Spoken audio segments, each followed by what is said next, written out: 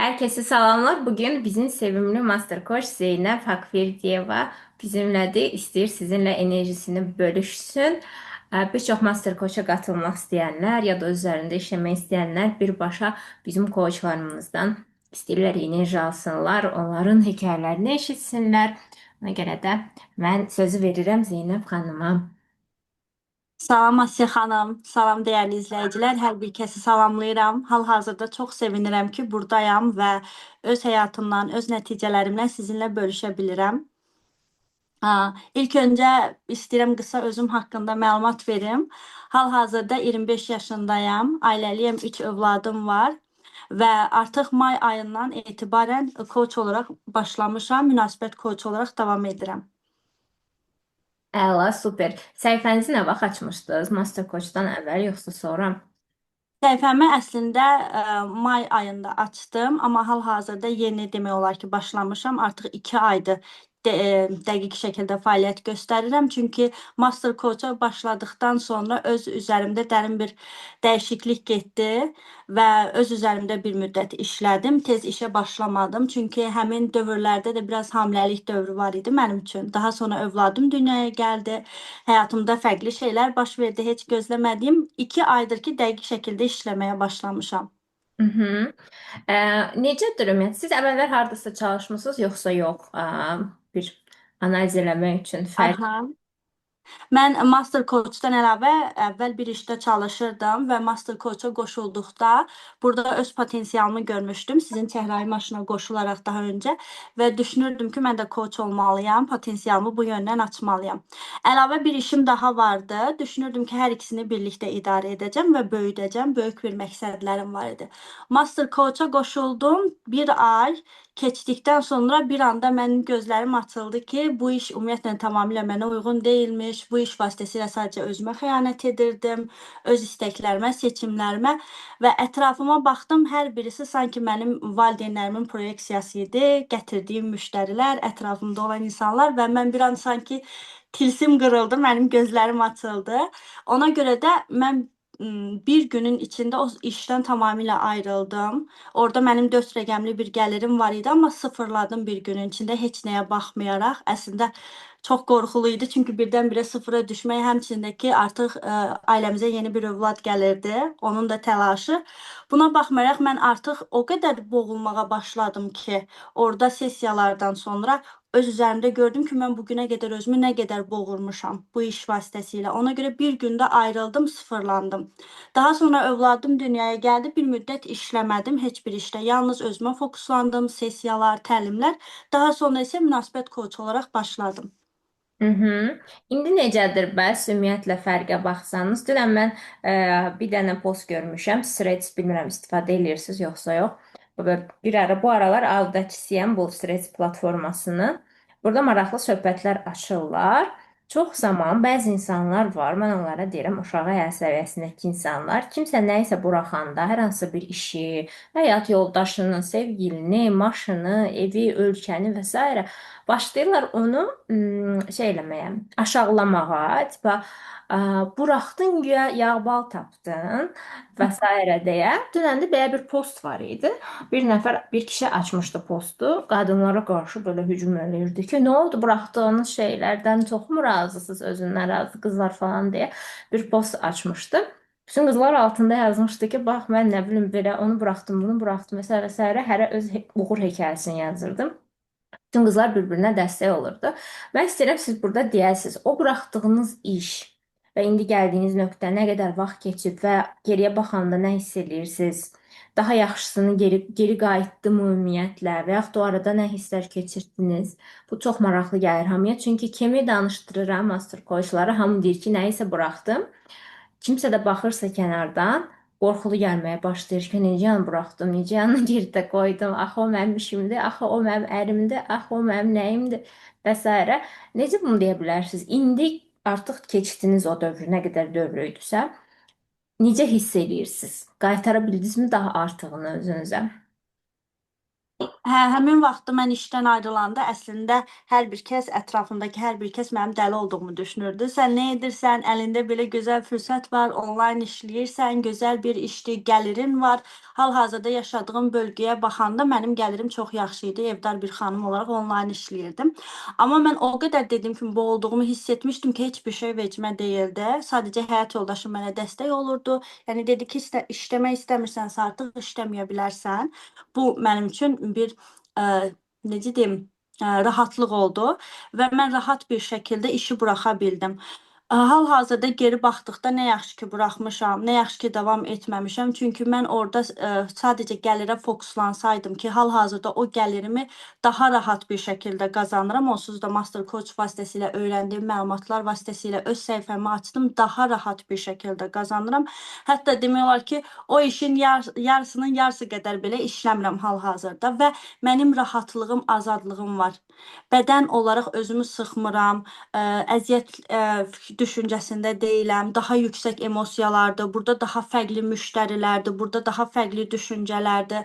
Ümumiyyətlə əvvəlki işimdə mən daha çox xilaskarlıq rolunda idim və sanki bütün hər kəsi, bütün müştəriləri ana olaraq yığmışdım ətrafıma, insanları xilas edib onlara kömək etməyə çalışırdım.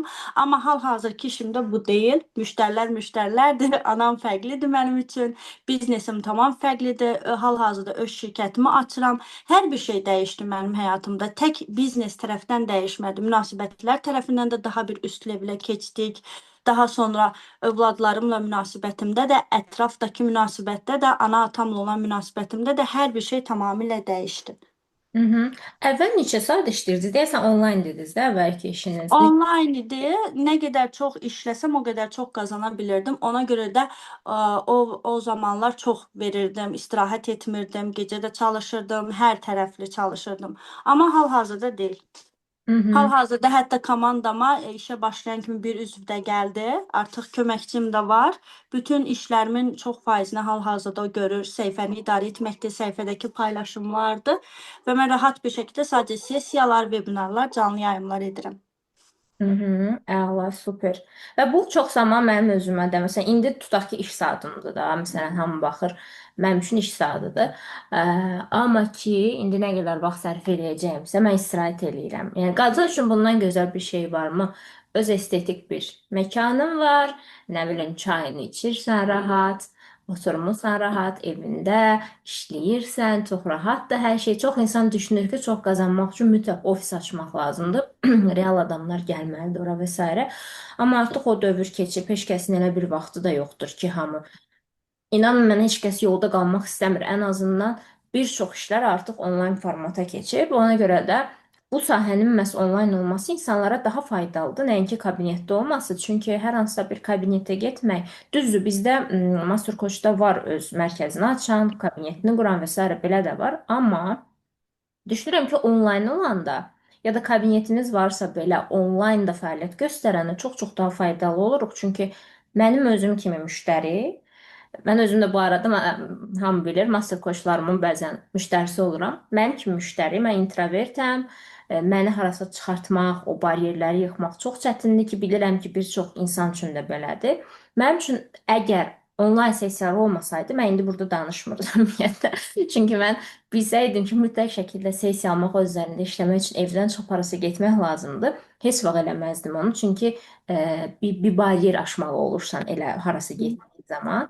Amma öz üzərində işləyən, xüsusən də yeni başlayan bu şeylərə o insanlar üçün çox-çox daha faydalıdır hər şeyin onlayn olması. Ona görə də qorxmaq lazım. Düşünmək lazım deyil ki, ofis açmalıyam. Biz həkim deyilik, stomatoloq deyilik. Bəzi işlərdə bəli, mütləq toxunmalısan müştəriyə əllə. Amma bizdə elə deyil. Çox şükür ki, qadın üçün düşünürəm ki, ən rahat bir şeydir. Mənim anam, mən böyüdüyüm müddətdə mənə çox əsəbləşirdi ki, mən riyaziyyat oxuyurdum hər gün. O deyirdi ki, qadın üçün bunlar yox. Qadın üçün ən yaxşı sahə odur ki, harda ki, belə izah edir. Deyirdi, elə işin olmalıdır ki, harda ki, sən çayını, kofeni içə-içə, parfümünü sıxa-sıxa işləyirsən. Yəni, harda ki, iş saatların da yoxdur, rahatsan. Və burada mənə misal gətirirdi musiqi müəllimələri. O vaxtlar coaching falan yox idi, psixoloq yox idi. Belə yayılmamışdı bu sahələr. Düz indi də yayılmayıb, amma yenə də bunu misal gətirib proqramlayırdı məni həmişə.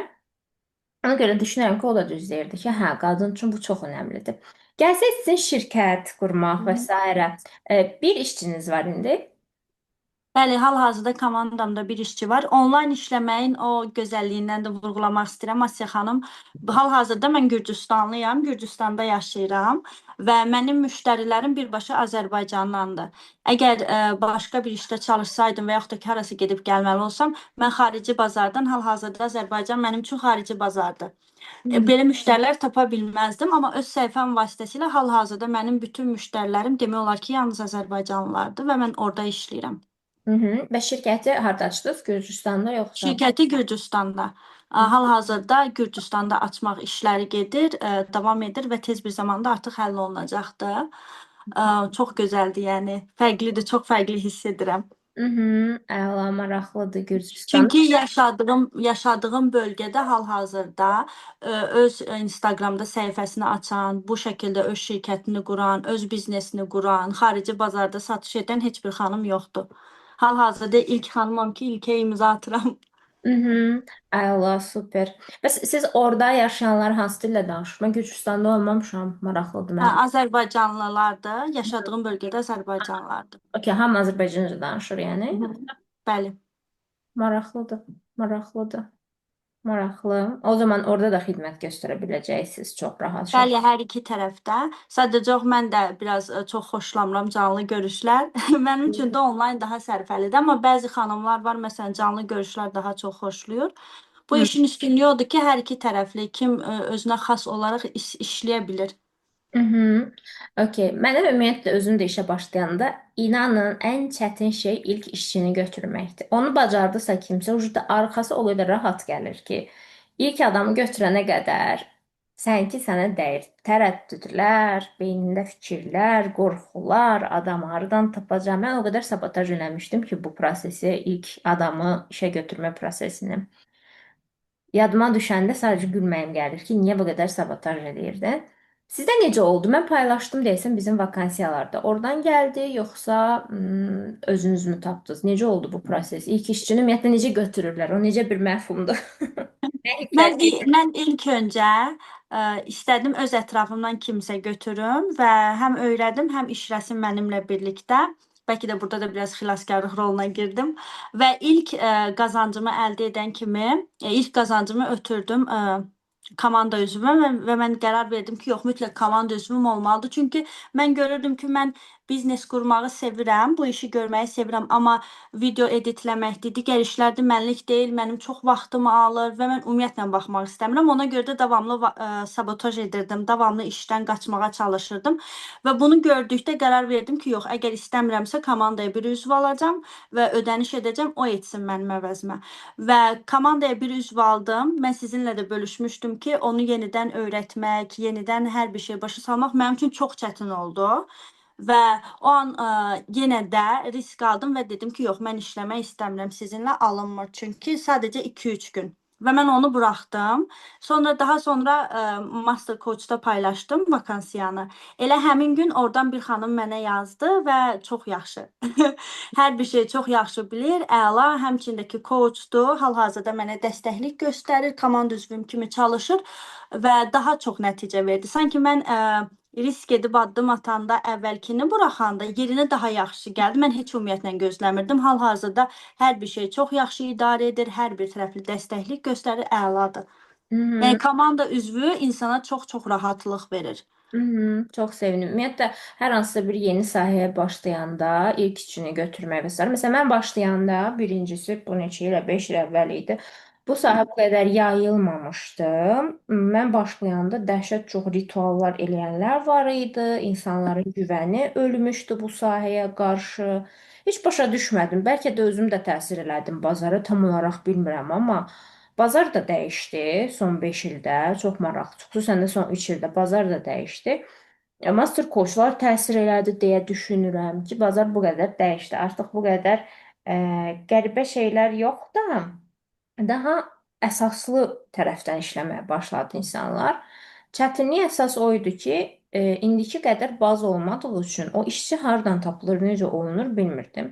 Biraz da ətrafım əvvəldən elə bir universiteti bitirmişdim ki, Heç kəs mən tərəfə baxmırdı belə, yəni o qədər belə çox aşağıda hiss edirdilər də məni ki, nəsə işdən də çıxıb, vəbşi işsizdir, nəsə özü ilə oyun oynayır, nəsə mırtdaşır falan belə baxırdı insanlar mənə. Ona görə ətrafıma belə deyə bilmirdim. Sağ olsun ki, rəfiqəm, yəni qrup yoldaşım idi, Gülər xanım o vaxt mənə dedi ki, bu qədər əziyyət çəkirsən, xahiş edirəm, stop, icazə ver, kömək eləyim sənə. Heç bir ödəniş lazım deyil. O sözü deməsəydi mən uzun müddət sabotaj eləyərdim. Ona görə də sizinlə fəxr eləyirəm ki, siz pryamoy ödənişli götürmüsünüz işçini. Həqiqətən mən belə baxıram, Mastercoach-da risk eləyirlər. Ödənişli götürürlər ilk işçini, seçirlər, hətta çıxarırlar işdən, təzədən işə alırsınız falan. Mən həqiqətən fəxr edirəm, çünki mən özüm bacarmamışdım. O vaxtı Gülər xanım rəfiqəm olmasaydı bir. İkincisi ödənişsiz eləyərəm deməsəydi, yəqin ki, bəlkə bir 5-10 ildə gözləyərdim mən. Çünki mənim üçün güvən ya da ilkin vaxtlarda nəyisə pul vermək falan bunlar mənə çox çətin gəlirdi ki, bunları da mən öz əlimdə işləyərək yendim ki, çox adamda da belədir, çox qəşəng anlayıram. Sözümün canı nədir? Biz baza yaradırıq, get-gedə də artırırıq bazanı ki, master coachlar gələndə bir işçi bazasına girişləri olsun, orada vakansiyaları paylaşaq və rahatlıqla master coachlar özlərinə işçi tapsınlar. Mənim izləyicilərim isə yaranan bazada özlərinə işləməyə yer tapsınlar. Beləcə çox qəşəng bir ekosistem yaranır get-gedə və bu ekosistem hamıya faydalı olmağa başlayır. Əlbəttə tam biznes qurmaq, coach olmaq istəmir. Bəzi insan çox gəncdir, istəyir sadəcə bir işi olsun, çalışsın, nələrsə öyrənsin. Bunun üçün də çox faydalıdır. Gəlsək sizin münasibət coachu olmağınıza. Deyəsəm bizim master coachlardan çox adam yoxdur buna risk eləyən. Biraz riskli bir riskli bir yönümüdür belə deyərlər coachingin, münasibət coachu. Ə, Münasibət coachu nə edir ümumiyyətlə? Çox insanda belə bir şey var. Münasibət coachu deyəndə düşünürlər ki, münasibət coachu mənimlə ərimi oturacaq və danlamağa başlayacaq ikimizi də. Münasibət coachu nədir? Nə edirsiniz müştərilərlə? Necə işləyirsiniz? Sessiyalar necə gedir? Nə nəticələr əldə edirlər? Əsas o maraqlıdır indi. Hal-hazırda bəli, münasibət koçu, master koçda deyəsən tək mənəm hal-hazırda. Bilmirəm, bir xanım yenə var, amma tam münasibət üzrə deyil, qadınlarla işləyir deyəsən həmin xanım. Münasibət koçunda artıq yeni başlamağıma baxmayaraq çox gözəl nəticələr var əslində. Cütlük şəklində iş... Bir dəqiqə. Sən gəldi. Hə, cütlük olaraq işləmirəm. Həm bəylərlə, həm xanımlarla işləyirəm. Ayrı-ayrılıqda işləyirəm. Hətta bəylərlə də işləyirəm, fərqlilikdə xanımlarla da. Və xanımlarla işləyərkən əsasən onları danlamaq deyil, nəsə öyrətmək deyil, sadəcə olaraq daxillərindəki həmin proqramları çölə çıxartmaqdır. Mən bu şəkildə deyim, daha aydın şəkildə danışım ki, mən özüm öz üzərimdə inkişaf etməyə başlayanda sırf münasibətlərimin ən bərbad olduğu dönəmdə idi. Və bunun görə sizi səhifənizdə görüb sizi izləməyə almışdım və sonra proqramlara başlamışdım. Və mən öz üzərimdə işlədikdən sonra gördüm, mən əvvəl düşünürdüm ki, bütün problem mənim yoldaşımdadır və mən tamamilə yanlış insanla münasibətə başlamışam, ailə qurmuşam və heç bir şey istədiyim kimi getmirdi. Öz üzərimdə işlədikdən sonra gördüm ki, xeyr, əslində hər bir şey tamam əksinə imiş. Bugünə qədər sadəcə daxilimdə hansısa düşüncələr var imiş və o düşüncələrə görə mən qarşı tərəfi elə analiz edirdim və elə davranışlar sərgiləyirdim. Öz üzərimdə sadəcə təlimlərlə belə işləyərək mən tamamilə özüm dəyişdikdən sonra artıq real şəkildə həyat yoldaşımın real davranışlarını mənə qarşı görməyə başladım. Və hal-hazırda bu üzdə çalışaraq da əsas xanımlarla birlikdə ona görə işləyirəm ki, onlar artıq daxillərindəki bir çox proqramları görsünlər. Onlar çox düşünürlər ki, məsələn, həyat yoldaşım məni sevmir, mənə dəyər göstərmir, partnyorum mənə hədiyyələr almır. Bu kimi düşüncələr və biz onlarla işlədikdən sonra bir müddətdən sonra hətta mənim müştərilərim var ki, bir aydan sonra həyat yoldaşı ona qızıl hədiyyəsi aldı, iPhone hədiyyəsi aldı. Tamam dəyişiklik baş verdi və onlar artıq bu reallığı görə bilirlər. Və mənim ən çox fokusumu yönləndirdiyim mövzulardan biri həmçindəki bəylərdir. Çünki hal-hazırda Azərbaycan bazarında həm buna çox diqqət edən yoxdur, həmçindəki bu sahə üzrə çalışan yoxdur. İnsanlar elə düşünür ki, bəylər üçün evlilik sadəcə elə belə bir şeydir. Bəylər bunu o qədər də diqqətə almır və və yaxud da ki, bəylər tamamilə başqa şeylər düşünür falan filan. Amma mən baxdım, onlarla işlədikdə gördüm ki, münasibət onlar üçün də çox vacibdir. Ailə onlar üçün də çox vacibdir və onların da daxillərində bununla bağlı bir çox problemləri var və bunun üzərində əslində işləyib dəyişdirmək istəyirlər. Sadəcə o hal-hazırda o sahədə onlara yön göstərən yoxdur. Ona görə də hal-hazırda hər iki tərəfli çalışıram və istəyirəm ki, o Azərbaycanda bəzi miflər var, bəzi ənənəvi sözlər var, düşüncələr var ki, hal-hazırda hər iki tərəfə də yayılıb, həm qadınlara, həm xanımlara və ona görə də münasibət qura bilmirlər. Əsasən də bu ildə 2026-cı ildə münasibətlər çox vacibdir deyə düşünürəm. Daha çox kommunikasiya, daha çox bizneslərini, uğurlarını böyütmək üçün, daha çox dəstək almaq üçün. Çünki insanlar inciməmək üçün, rədd edilməmək üçün münasibət qurmaq istəmirlər. Doğru rəfiqələr seçə bilmirlər, doğru rəfiqələr üçün doğru rəfiqələrlə ünsiyyət qura bilmirlər. Bundan əlavə doğru bəyləri seçə bilmirlər. Bu zaman inciklik yaranır və onlar uzaqlaşırlar, daha çox başqa yönə yönəlirlər. Münasibət qalır burada və burdan enerji davamlı şəkildə axır onların həyatında. Ona görə də istəyirəm ki, artıq tamlığı ilə daha gözəl bir şəkildə münasibət yaşasınlar. Artıq bəylər haqqında bəzi miflər qırılsın. Bəylər artıq həyat yoldaşlarına rahat bir şəkildə dəstək ola bilsinlər. Hətta partnyorlarına dəstək ola bilsinlər. Xanımlar artıq həqiqətən real, daha dəyərli hədiyyələr görsün, daha çox dəyər görsün və sevilsin. Maraqlıdır. Mənim özüm təkbətək sessiyalar verdiyim vaxtlarda kişilərlə işləyəndə mənə daha maraqlı idi. O heç amma daha çox gördüyüm tendensiya o idi ki, ən böyük məsələ odur ki, kişilər niyə belə algı yaranır? Ümumi belə bir nəticə çıxartmışdım ki, kişilər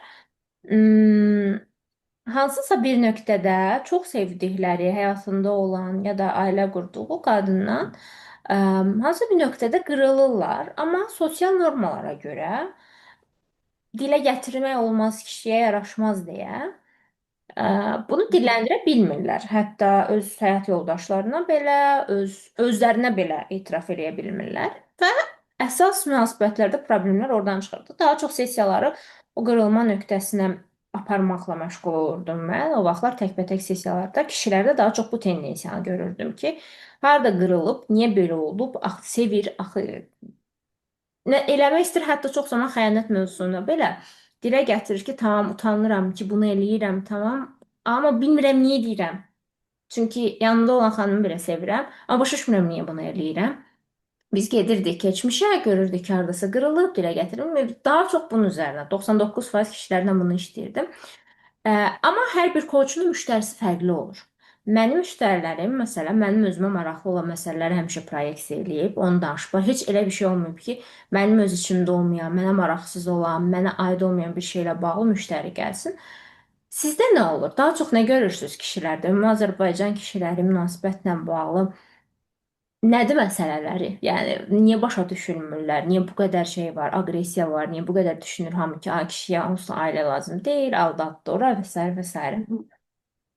Onlar daha çox sizin də dediyiniz kimi məsələləri dilə gətirmək istəmirlər. Daha çox biznes yönümlü yanaşırlar, daha çox işə fokuslanırlar, fərqli tərəfdən düşünürlər. Amma baxanda görürük ki, ailə məsələləri tamamilə dağınıq vəziyyətdədir, tamamilə bərbad vəziyyətdədir və onlar sadəcə olaraq nə edəcəklərini bilmirlər, necə doğru münasibət quracaqlarını, necə doğru ailə yaradacaqlarını bilmirlər. Sadəcə uşaqlıqdan bəzi şeylər görüblər. Əsasən də əvvəlki dövrdə məncə oğlan uşaqların üzərinə daha çox düşüblər. İşdir, pul qazanmaqdır, kişi belə olmalıdır, elə olmalıdır.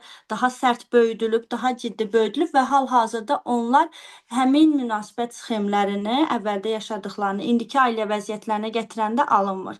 Əslində onlar daha çox qayğı çəkirlər, düşünürlər ailələrini, onlar daha çox nələrsə etmək istəyirlər. Amma çox təəssüflər olsun ki, indiki zamanda qadınlar da artıq bunu sanki özləri əllərindən almaq istəyir bəylərin. Yəni mənim heç bir şeyə ehtiyacım yoxdur, yoldaşım mənim üçün heç nə etməsə də olar. Sanki daha çox qürura yön verirlər və bəy də artıq bu zaman heç bir şey edə bilmir qarşı tərəf üçün. Əslində çox zaman xanımlar icazə vermir ki, bəylər onlar üçün nəsə etsinlər. Hı hı, hı hı. Çox zaman sizdə belə müştərilər olurmu? Məndə çox olurdu ki, gəlirlər. Xanımlar da öz aləmlərində nələrsə ifadə edə bilmirlər. Çox zaman kişilər bastırmaqla, susmaqla bunu yola verirlərsə, qadınlar isə bunu daha çox isterikayla və digər tərəfdə gözəlləşmək, belə deyirlər də, prime era yaşamaqla bunu örtbas edirlər. Bu da nədir? Qadın gedir o tərəfdə dodağını düzəldir, burnunu düzəldir, saç qoyur, qaş qoyur, nə bilim, nenner, yanaq qoyur, poposunu düzəldir və s. və s. bədən yığır, o tərəfdə özü ilə məşğul olur, düşünür ki, belə olsa göstərərəm ki, o nəyi itirir. Kişi isə bu tərəfdə özünü işə verir, pul qazanır, biznesə verir və s. ya da gedir hardasa başqa qadınlarla da vaxt keçirir və s. İkisi bir-birindən bu şəkildə tamamilə aralanır. Belə bir tendensiya görmüşəm daha çox sessiyalarda. Əslində bu ikisi bir-birlərinə duyğularını ifadə eləsəydilər, bu qədər əziyyət çəkməyə ehtiyac olmazdı. Coach isə bu anda araya girir ki, Hı hı. sən əziyyət çək bu qədər, nə sən əziyyət çək bu qədər. Əksinə, bir dənə hisslərinizi ifadə edə bilsəz, bax görə bilsəz ki, niyə bu qədər acıqlısınız bir-birinizə, hansı valideyninizdir bu, hansı valideyninizlə bağlı duyğularınızdır. Heç kəs bu qədər həyatını əziyyətlə yaşamaz. Qadın ümumiyyətlə gedib orasını burasını doğramaz. Kişi orada gedib özünə vicdan əzabı çəkdirəcək işlər görməz və daha möhkəm hallər olar. Ki, çox insan belə bir şey də var. Mənim özümə çox haterlar yazır ki, ən çox verdikləri kommentlərdən biri odur ki, sizin kimi coachlar çıxdıqca boşanmaların sayı artır. Ən çox heyt bu yöndə gəlir. Xüsusən də e, 30-45 yaş arası kişilərdən. 30-45 yaş arası kişilərdə statistikama görə səhifədə ən çox heyt, ümumi rəylər TikTokda, YouTube'da, Instagramda bu gəlir ki, sizin kimi coachlar artırdıqca, sizin kimi insanlar çoxaldıqca boşanmalar artacaq, hamı bir-birindən ayrılacaq və s. Amma özümüzün daxili statistikamız fərqli bir şey göstərir ki, əksinə coaching keçənlər, təlimlərə qatılanlar, master coachun özündə və s. insanlar əksinə boşanmaqdan geri qayıdır, münasibətlərini düzəldir. Buna necə baxırsınız? Sizə də gəlirmi belə xeyir rəyləri ki, okey, siz artdıqca hamı boşanacaq, sizin kökünüz kəsilməlidir və s. belə şeylər deyirlərmi sizə də? Necə yanaşırsınız buna? Hal-hazırda xeyr, mənə hələ ki elə rəylər gəlməyibdi. Daha fərqli şeylər gəlir, amma mən hal-hazırda onları qoymuşam bir kənara. Onlara ümumiyyətlə baxmıram. Əsas fokusum mənimlə birlikdə işləyən müştərilərimdir və onların həyatıdır. Mənim gördüyüm məsələ odur ki, münasibətdə doğru kommunikasiya qura bilmirlər, ümumiyyətlə doğru ünsiyyət qurmurlar. Öz emosiyalarını, öz istəklərini heç bir şey bildirmirlər. Bəli, sizin dediyiniz kimi xanımlar gedirlər hansısa yollara əl atırlar, fərqli üsulla kişini cəlb etməyə çalışırlar. Amma mən müştərilərimdə də görmüşəm, öz həyatımda da görmüşəm. Tam əminliklə deyə bilərəm ki, kişilər üçün bunlar heç maraqlı deyil. Onun dodağının böyük olması və yaxud da ki, sinəsinin böyük olması, ümumiyyətlə bunlara heç baxmırlar. Sadəcə olaraq düzgün ünsiyyət qurmaq lazımdır. Mən öz münasibət sxemimdən də bunu deyə bilərəm ki, sadəcə siz həqiqətən də ürəyinizi açıb qarşı tərəfdən partnyorunuzdan və yaxud da ki, həyat yoldaşınızdan heç bir şey etməsəniz belə, sadəcə dilə gətirməyiniz belə artıq onun bir addım atmasına səbəb olacaq. Mən bunu real şəkildə görmüşəm. Və çox zaman qadınlar kişiləri dəyişdirməyə çalışırlar. Əsasən bununla rastlaşıram. Mən onu hansısa bir qəlbə soxmağa, hansısa bir necə istədiyi kimi yönləndirməyə çalışırlar. Kontrolu ailədə bəy kişilər etmək əvəzinə qadınlar ələ alırlar. Və sonra daha sonra başlayırlar ki, bəylər mənim üçün heç nə etmək istəmir, mənə heç nə almırlar, mənə dəyər vermirlər, sevgi göstərmirlər.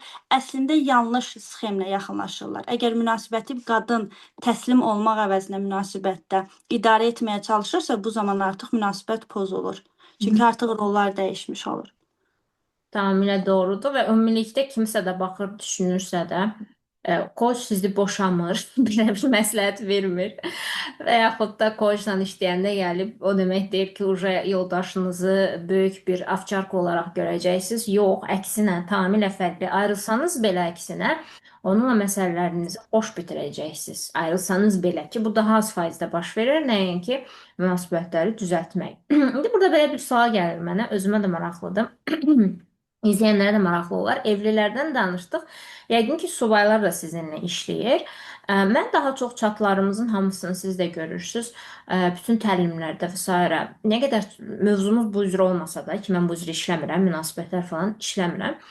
Amma yenə də çatlarda 90% qızların söhbətləri olur flört və kişilər üzrə. Bunu özünüz də görürsüz. Hı hı. Faizə baxanda sual söhbətləri yox da daha çat söhbətləri, e, yüngül söhbətlər də belə deyək, axışda olan söhbətlər daha çox o yöndə gedir ki, flörtləşək, kişilər, flört, yaraşıqlı kişilər və s. və s. Mənim buna çox böyük bir bildirə bilmədiyim bir şeyim var. Təzadlı fikrim var. Mən düşünürəm ki, ümumiyyətlə qadınlar, xüsusən də subaylardan söhbət gedirsə, müəyyən bir müddət bu qədər aşırı flörtləşmək, çoxlu addımlar atmaq, özünü sevdirməyə çalışmaq, necə flörtləşim deyə üçün bunlara tamamilə qarşıyam. Və düzü özümə münasibətlərlə bağlı çox müştəri ilə çalışmama və s. bu yöndə özümü positioning eləməmə səbəblərindən biri də odur ki, təzadlı fikirlər çoxdur özümdə. Və mən məsələn indi sizdən soruşuram. Sizcə də mənim fikirlərim nə dərəcədə doğrudur? Mən düşünürəm ki, qadın kontrolu ələ almamalıdır flörtlə. Flörtü kontrol vasitəsi olaraq istifadə etməməlidir.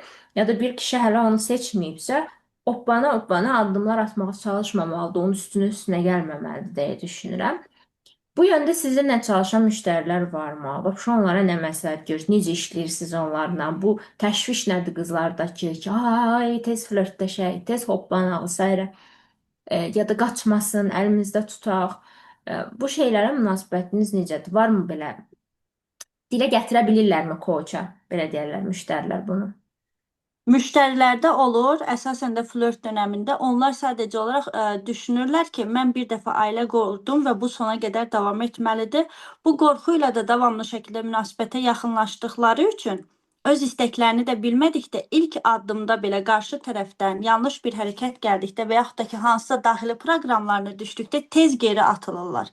Və sonra yenə davam edirlər və buna görə də davamlı şəkildə bu gedir. Sanki ən idealını axtarmağa çalışırlar. Davamlı ən yaxşısını axtarır. Bundan biraz danışdım. Nəsə oldu, alınmadı. Yox, bu deyil, bu. Əsasən də hal-hazırda xanımlarda görürəm ki, onlar çönüb özlərinə, nə istədiklərinə, nələrdən xoşu gəldiklərinə baxmırlar.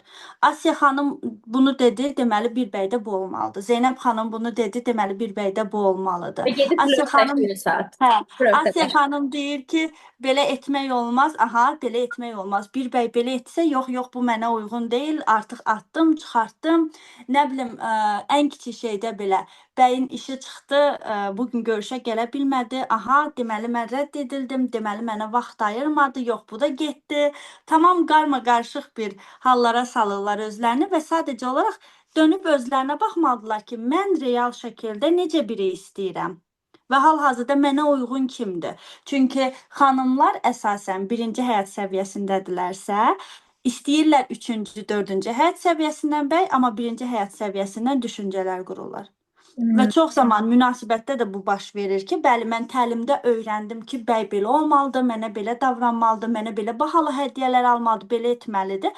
Bu yanımdakı həyat yoldaşım mənə uyğun deyil, deməli mən boşanmalıyam, deməli bu narsistdir. Amma çevrilib özümüzə baxmaq lazımdır ki, hal-hazırda mən öz üzərimdə inkişaf edirəm, amma hal-hazırda təxmini mən hansı həyat səviyyəsindəyim və mənim həyat yoldaşım hansı həyat səviyyəsindədir. Hı hı. Əgər biz uyğunuqsa, eyni səviyyədəyiksə, amma biz əgər yüksəlmişiksə və yanımızdakı bəy də hələ yüksəlmirsə, bu zaman bəli düşünmək olar. Amma eyniyiksə və mən hələ öz üzərimdə işləməyimə baxmayaraq, mənim özümdə heç bir dəyişiklik yoxdursa, mənim ona qarşı rəftarımda fərqli dəyişikliklər yoxdursa, deməli bu sonrakında da onsuz da olmayacaqdır. Çox doğrudur və qızlar çox zaman o təşvişlə belə deyərlər ki, aha, uca gördüm, vsyo, gedim.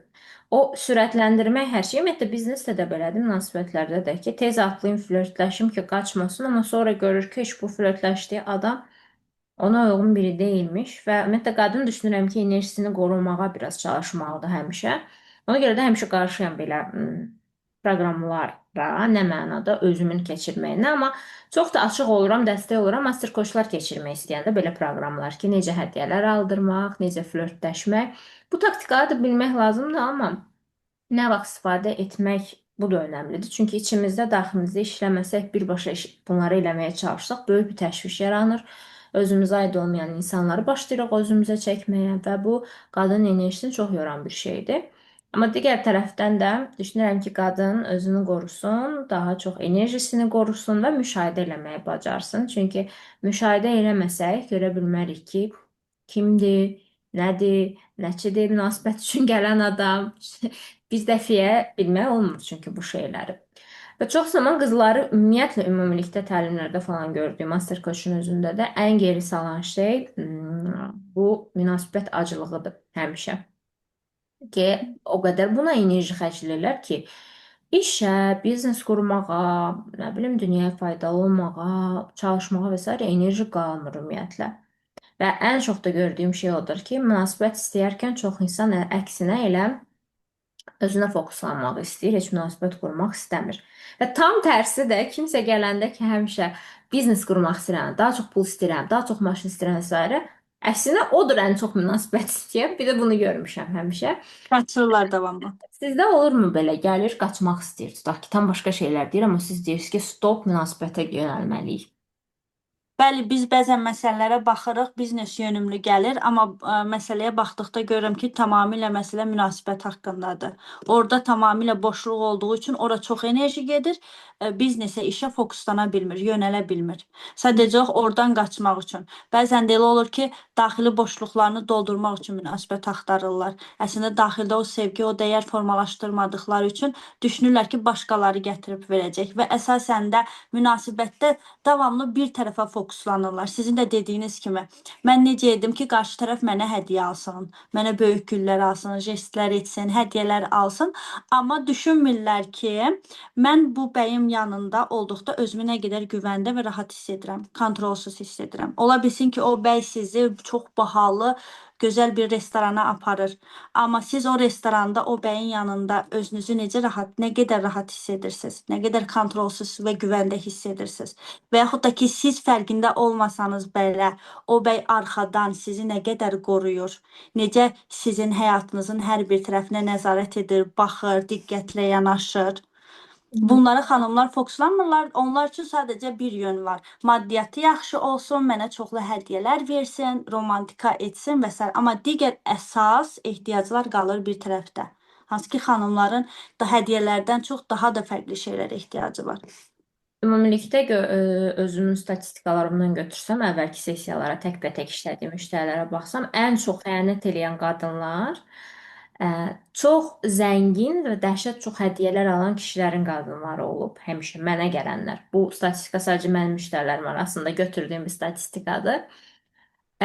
Bu əsla tərsini isbatlamır. O demək deyil ki, kişi hədiyyə alırsa qadın xəyanət edəcək. Yox, sadəcə olaraq əvvəldən sadəcə pula baxılıbsa, sadəcə maddi uyğunluğa baxılıbsa, sadəcə hədiyyələr göz boyuyubsa, mütləq şəkildə xüsusən də irəliləyən müddətdə 30 plus yaşlarda bir çox belə xanımlar gəlirdi və özləri xəyanət etməyə məcbur olurlar. Niyə? Çünki ala bilmədikləri emosional, intellektual və fiziki uyğunlaşma var bu münasibətdə ala bilmədikləri. Tək maddi uyğunlaşmadır.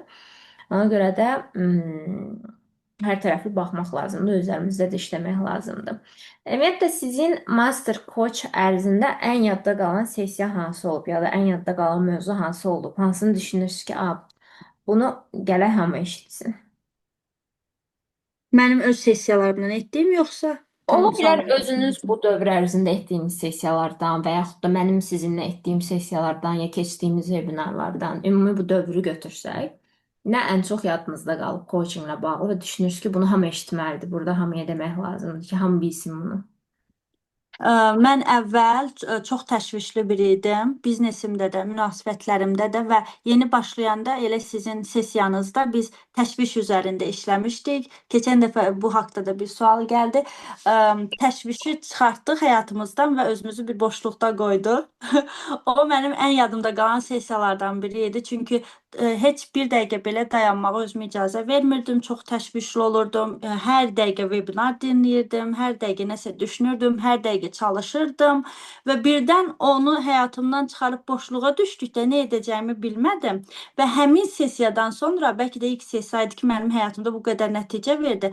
Mən o qədər rahatlama yaşadım ki, mən heç bir şey etmədim, heç bir şey etmək istəmədim və bir neçə ay mən çox rahat bir şəkildə hərəkət edirdim və çox narahat olub qorxmağa başladım ki, mən bu qədər hər bir şeyi buraxdım. Bəs bunlar necə olacaqdı? Amma qayda da bilmirdim. Artıq rahatlığı seçmişdim. Təşvişi deyil də rahatlığı seçmişdim özüm üçün.